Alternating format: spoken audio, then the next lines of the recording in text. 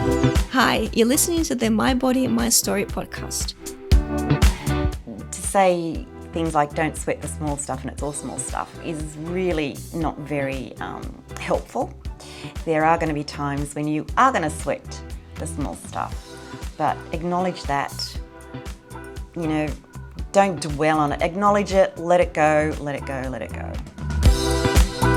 This is the 45 over 45 chapter, where we celebrate rule breakers and role models, the women who inspire us to live life our way and to show their sensuality, beauty, soul, and true essence. Here we talk about what it's like to be 45 plus, adjusting to the changes that come with time, and we'll listen to the stories of our participants. If you have an interesting story to share, we'd love for you to participate. You can email us on info@alexandrawalker.com, and that's Alexandra spelled with a KS, or visit our website alexandrawalker.com. Hi Sherrie, welcome to our studio and welcome to our project. And while you're sitting in the makeup chair and Chitra is doing makeup for you, I'll be asking you a few questions. Tell us a bit about yourself. Okay, I'm 63 years old. I've been married twice. I have 3 sons, age 41, 33 and 31. I, at the moment, am a Pilates teacher. I came in through Pilates through the fitness industry, about 20-something years ago, and just fell in love with the concept and philosophy of Pilates and have been practicing that for the last 20-odd years. I owned my own studio for about 16 years and sold that earlier this year. And so now I just freelance and teach at other people's studios to a very diverse range of clients, from the very young, the very fit, the very active, to the ageing and the infirm, and people with other musculoskeletal problems and autoimmune issues. Oh wow, that's interesting. It's really interesting, very interesting. So where we can find you? I work in the southwest and the Illawarra, so in Wollongong and in Picton. Mm-hmm.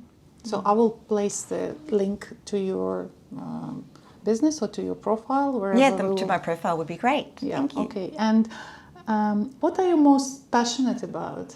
I am passionate about my industry, the Pilates industry, and the method itself. It not only helped me because I was a bit of a tomboy and I didn't do things like ballet or physio or anything. I was a runner and a football player, and I garnered a lot of injuries through that. And being an instructor back in like the 80s and 90s, where everything was high impact and very sort of go, I picked up a lot of injuries and I found my body wasn't coping with that very well. When I come across Pilates, the Pilates method, it changed my body and it changed how I felt in my body. And then I started to use that practice on people with similar injuries to mine, in similar age groups to mine, and just found that it made a world of difference to how they function in their everyday life. They were eventually getting there pain-free, living their lives, and being able to keep up with the activities that they loved, like walking and running and cycling and playing golf or playing tennis, swimming, surfing, you name it. They love it.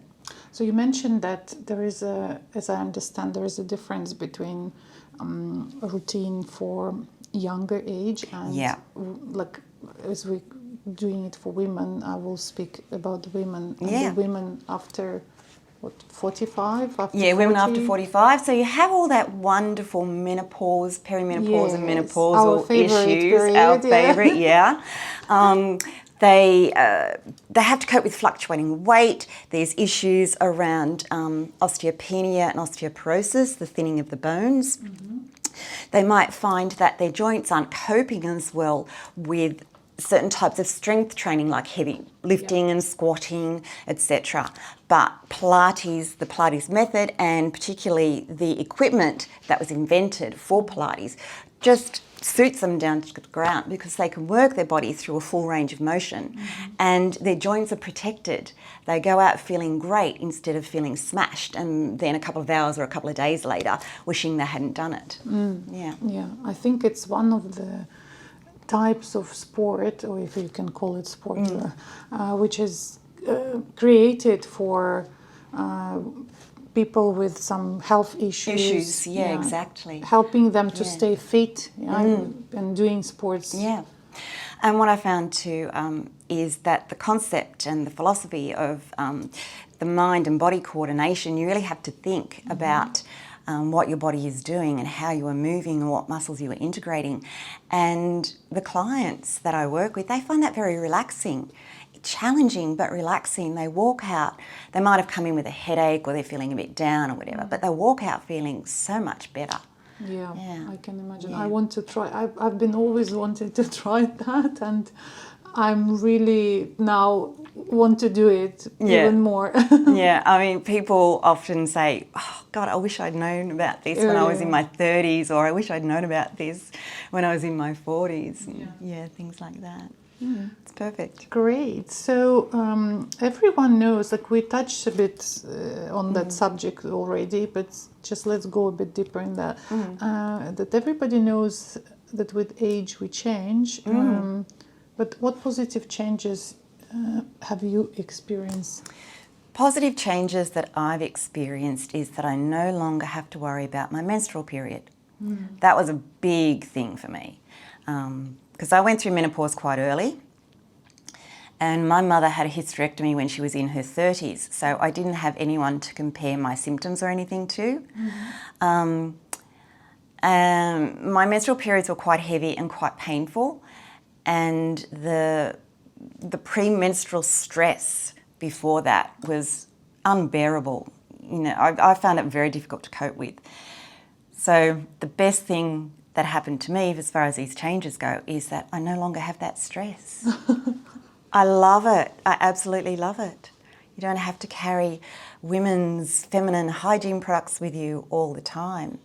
And what it did to me too, I mean, it took a little while, it took several years, but it reopened up my sexuality. I felt, I guess, more attractive and more sexual after all that. I know it's odd to say, but I do. Maybe it's to do with your Pilates. Yes, yeah, definitely. I think so too, yeah. Because I think it's the opposite way, generally, because of hormones, which is responsible for desire. They're going down. They do. And the Pilates probably helped you to keep it. Yeah. Well, I mean, you know, I did go through that period of time when I thought I wasn't sexually active, and I just thought, you know what, I don't care if I'm never sexually active again. But that period changed, and I think it was because this year I sold my business, so I was less stressed there. During this lockdown, because I had a lot of free time, I became more, I studied the method that little bit more. I took time to work with other trainers, not just myself, so I had other trainers teach me. And I discovered a whole lot about my body and the strength in my body that I didn't know was there, you know. I thought, I've got a dodgy elbow, I've got a dodgy knee, I can't do this, I can't do that. It was really surprising to set those I can't beliefs aside and just try and do what I wanted to do, and I did it, and it felt good, it felt great, it made me feel strong. So it just shows that our body, we don't know our body completely, and it gives us surprises all the time. All the time. At any age. Exactly. Just yesterday I was working with a client of mine who is going through that perimenopausal stage, and she has issues around knees and hips and things like that. And we had a one-on-one session yesterday, and I introduced her to a whole lot of new stuff, quite challenging and strong stuff. And at the end of the session she said, I would never have believed I could do this a few months ago. And I like hearing that. I like, you know, that people find strength within themselves, and it's not just physical strength, it's an emotional and spiritual strength as But well. I believe that it's also important to have a knowledgeable and experienced trainer. Oh, yeah. So someone who knows what she's doing and guiding the client in the right way without damage. What I noticed when I moved to Australia and I went to a gym, and because I don't look my age and we didn't discuss that, how old I am, and immediately I was loaded with this like heavy routine, and I was like, ooh, just wait a second, I'm not young anymore. Like, and they were very surprised, that the trainer was very surprised, and when I said, look, I'm 40 plus and I cannot do this and this.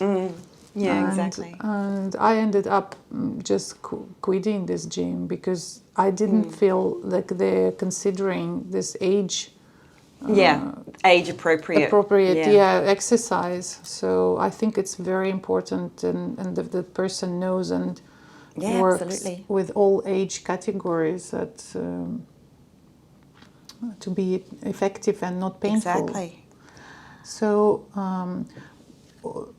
Talking about challenges, so what is the biggest challenge with age you met? Yeah. For me, it was accepting that certain things in my body are changing, like my eyesight. I have to wear glasses all the time now, and it frustrates me. It really does. So I need them for driving now. I need them to watch television. I need them to read. Sleep has been a big one for me too. I find that my sleep patterns are very, very different to what they were when I was younger. I could have a very full, long day, a good workout, hit the sheets around 9:30 or so, and have a really pretty solid 8 hours sleep. I can't do that anymore. Yeah. It's really difficult, really difficult.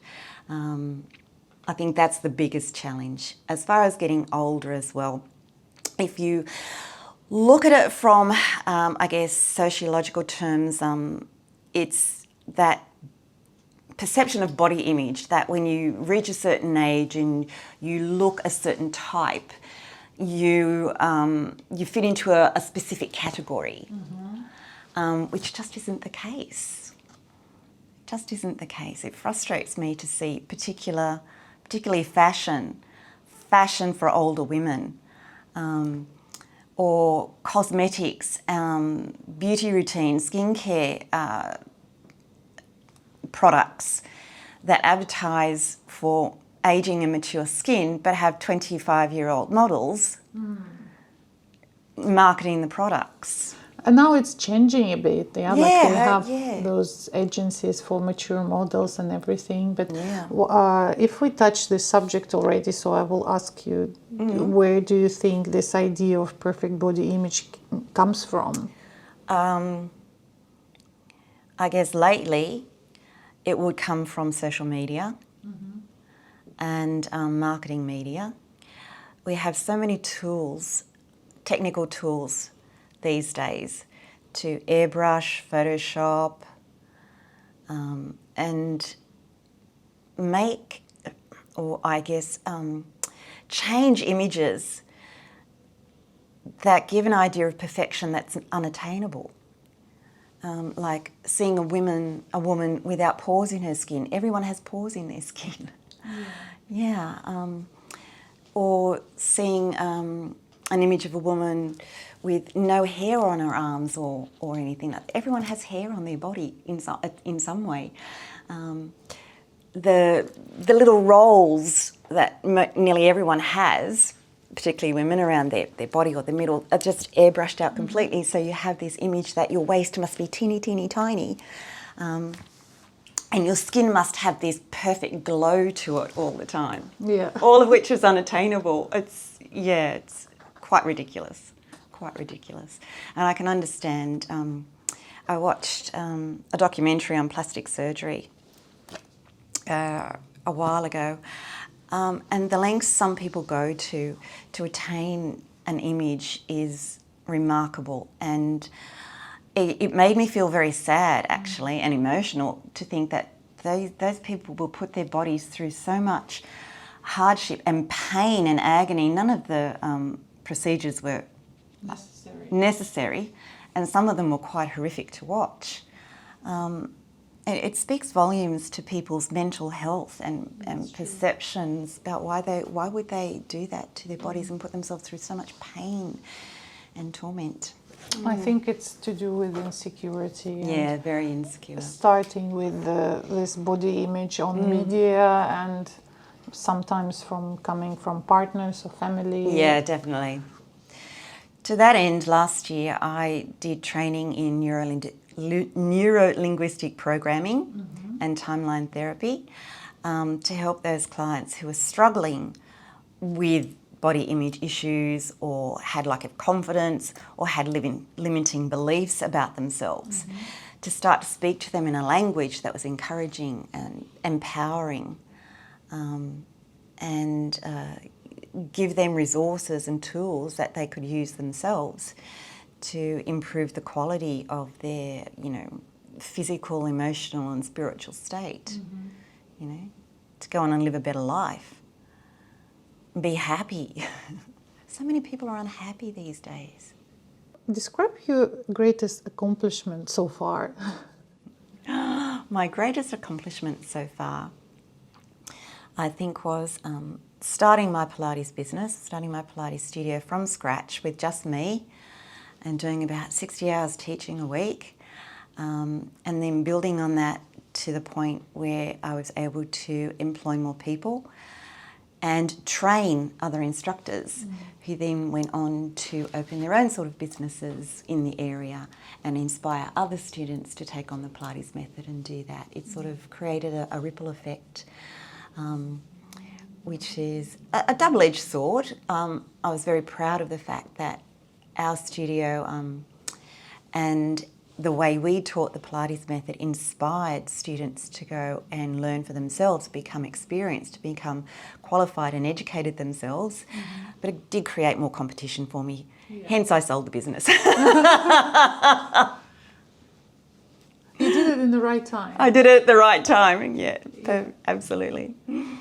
I think that's this idea of professionals who create their successful businesses, is at some point they have to share their knowledge, knowing that it creates a competition. Competition, yeah, it does. Yeah, but they just doing it. You're sharing your passion. Yeah. Yeah.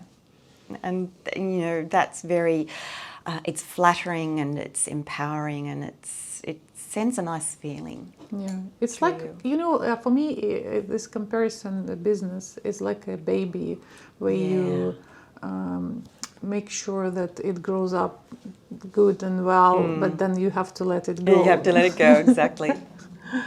So if you could go back in time and meet your 30-year-old self, what advice would you give her? I'd give her the advice to be less judgmental, not only of other people but of yourself. To say things like don't sweat the small stuff and it's all small stuff is really not very helpful. There are going to be times when you are going to sweat the small stuff, but acknowledge that, don't dwell on it. Acknowledge it, let it go, let it go, let it go. And don't spend too much time in the sun. This is a good one, yeah. So, and what advice would you give younger women who will eventually undergo these age changes? Embrace it. Don't fight it. Don't fight it. There are so many positives coming out of getting older. Especially if you have a family, because then your children grow up and leave. So you've got more time, if you're in a good relationship, to spend time with someone you love. Don't be so caught up in what you are doing as a mother or a wife or a partner. Do go out and do your own thing. Follow your own passions, follow your own hobbies. Don't rely on someone else to always be by your side, to be your constant companion. Become your own companion. Love yourself and enjoy your own company. Yeah. That's a very good advice. And what does it mean to you, feeling good and looking good? What comes first? Feeling good. absolutely feeling good. Was it always like that? Yes. I was a mad fitness freak, always have been. And the fitter I felt, the stronger I felt. When you do feel good in yourself, you can see it in the clients that I work with when they first come in, particularly people that have back problems and hip problems and are a little bit overweight. You see in their posture that they look defeated. You know, they've got the round shoulder posture, and they're always focused on the aches and pains and not on the bigger picture. When you work with them for several weeks, you start to see that change. Their posture changes. Everything about them changes. They start walking taller, they start feeling better. And even without losing weight, they look thinner because they're holding themselves in a different way. So feeling good definitely changes your appearance. And what makes you feel the most beautiful? When someone says they love me. Oh. I struggled with body image my whole life, you know, the fitness freak. Always wanting to look and feel a certain way. But then you have people, a partner or someone who loves you, who looks at you through different sort of eyes. You can look at your own reflection and go, oh God, look at that wrinkle, or oh God, my skin is saggy, or oh look, my arms are getting floppy. Another person can look at you and go, you are so beautiful, you're so petite. You know, I love your boobs. Like, these saggy things. Yeah, I guess accept the compliments you get from other people. Avoid putting yourself down. Accept the compliments and start to see yourself through their eyes and not only your own. Stop criticizing Stop yourself. criticizing yourself.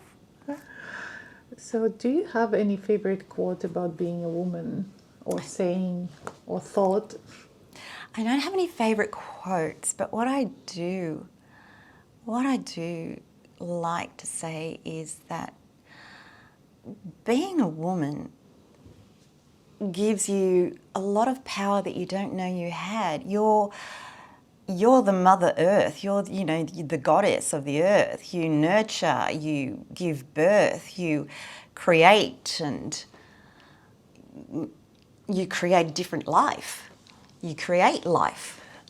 So no matter what your station, whether you do have children, whether you don't have children, whether you have a high-paying job, whether you have a low-paying job, whatever it is you're doing in life, do it with your head held high and a sense of pride and joy and self-love. You know, you're no less than anyone else walking the planet. In a lot of ways, you're a lot better. Wow, I love the conversation. Thank you, Sherrie, for such an inspiring and motivational conversation. And I really enjoy that. And I hope you will enjoy the rest of the day and the photo shoot. Oh, I'm looking forward to it. I really am. Cool. Lovely. Thank you so much, Alexandra. If you have an interesting story to share, we'd love for you to participate. You can email us on info@alexandrawalker.com, and that's Alexandra spelled with a KS, or visit our website alexandrawalker.com.